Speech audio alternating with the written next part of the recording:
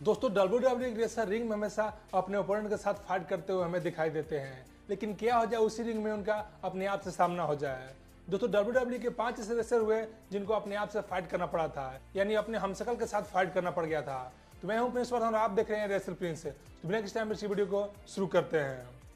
दोस्तों इस लिस्ट में सबसे पहला नाम आता है रेड मॉन्स्टर केन का। दोस्तों हमेशा की तरह रॉ के एपिसोड में केन फाइट कर रहे होते हैं, लेकिन इतने में रेड मॉन्स्टर केन का पुराने वाले लुक का थीम सॉन्ग प्ले होता है। लेकिन रियल वाले केन तब शॉक हो जाते हैं जब इंटरेस्ट स्टेज के ऊपर एक और केन दिखाई देता है, वो भी 1997 वाला केन है, जब रेड मॉन्स्टर केन अपने पूरे रेड इंटायर गियर के ऊपर आते थे। डुप्लीकेट वाले केन रिंग में आता है और रियल वाले केन को उठा उठाकर पटकना स्टार्ट करता है और कई हफ्तों तक रियल वाले केन को डुप्लीकेट केन परेशान करता है। इसलिए 2006 के बेंजन पेपर व्यू में रियल केन और फेक केन के बीच फाइट होता है। दोस्तों उस मैच में सारी ऑडियंस तब शॉक हो जाती है कि फेक केन रियल केन को हरा देता है। इसलिए उसके अगले रॉ के एपिसोड में इन दोनों के बीच दोबारा से मैच होता है। उस मैच में रियल वाले केन डुप्लीकेट केन को हरा देते हैं और उनका मास्क निकालकर फेंक देते हैं और सबको पता चल जाता है कि वो लुक गैलोज थे। दोस्तों इस लिस्ट में दूसरा नाम आता है सिंकारा का।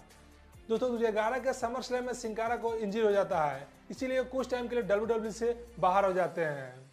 जब सिंकारा वापस से WWE में आते हैं तो उनका बर्ताव कुछ अलग अलग हो गया था।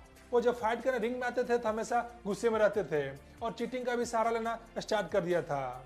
ये छोटी छोटी चीज फैंस नोटिस करना स्टार्ट कर दिए थे और उनको शक होने लगा था कि ये सिंकारा के साथ क्या हो गया है। लेकिन सारी ऑडियंस शॉक तब हो जाती है जब रियल वाले सिंकारा डुप्लीकेट वाले सिंकारा के सामने जाते हैं। लेकिन उससे कुछ हफ्ते बाद जो डुप्लीकेट वाला सिंकारा होता है वो रेड और ब्लैक गियर में आना स्टार्ट करता है, जबकि रियल सिंकारा जो अपने पुराने वाले गियर में ही आते हैं। दोनों सुपरस्टार रिंग में बोलना स्टार्ट करते हैं कि मैं रियल सिंकारा हूँ। इसीलिए असली वाले सिंकारा को पहचान करने के लिए मास वर्सेस मास मैच होता है।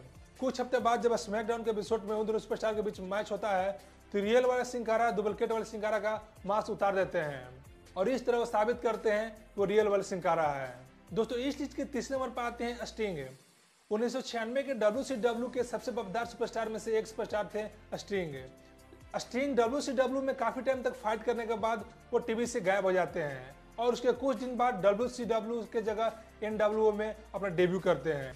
दोस्तों ये वाला स्टिंग हूबहू WCW वाला स्टिंग था। उन्हीं की तरह उनका फेस था, उन्हीं की तरह वो मास्क लगाते थे, उन्हीं की तरह उनका रिंग गियर था। लेकिन इस वाले स्टिंग फैंस के साथ काफी बुरा बर्ताव करना स्टार्ट कर दिया था, क्योंकि नकली वाला स्टिंग असली वाला स्टिंग का नाम बदनाम करना चाहते थे, इसीलिए वो फैंस के साथ ऐसा हरकत कर रहे थे। लेकिन उसके कुछ दिनों के बाद असली वाला स्टिंग रिंग में आ जाते हैं और नकली वाला स्टिंग को कुछ ही टाइम में वो तोड़ के रख देते हैं। दोस्तों इस लिस्ट के चौथे नंबर पर आते हैं गोल्डबर्ग। दोस्तों 1998 के टाइम में WCW के सबसे बड़े सुपरस्टार में से एक सुपरस्टार थे गोल्डबर्ग और उसी टाइम WCW और WWF के बीच रेटिंग को लेकर फाइट हो रही थी।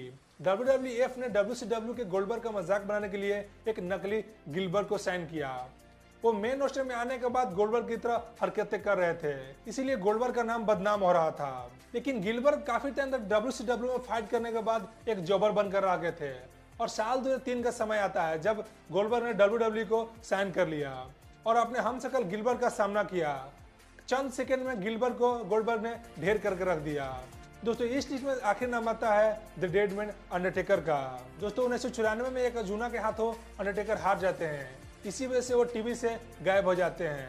इसीलिए टेप डिबियासी ने फैसला किया कि वो अपने अंडरटेकर को लेके आएंगे और वो अंडरटेकर का हमशक्ल को रिंग में लेके आते हैं और इसी की तरह ये भी अंडरटेकर काफी डोमिनेटिंग वे में फाइट कर रहा था। लेकिन पॉल बियर को ये चीज अच्छा नहीं लग रहा था, क्योंकि रियल वाले अंडरटेकर का ये एडवोकेट हुआ करते थे, इसीलिए इन्होंने फैसला किया कि वो रियल वाले अंडरटेकर को लाकर रहेंगे।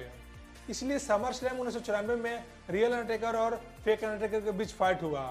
लेकिन उस मैच में होना क्या था, रियल वाले अंडरटेकर 2 कर्व स्टॉर्म देकर उस मैच में जीत जाते हैं और साबित करते हैं कि रियल अंडरटेकर है। तो ऐसे इंटरेस्टिंग वीडियो के लिए लाइक सब्सक्राइब कीजिए हमारे चैनल को। मिलते हैं अगली वीडियो में।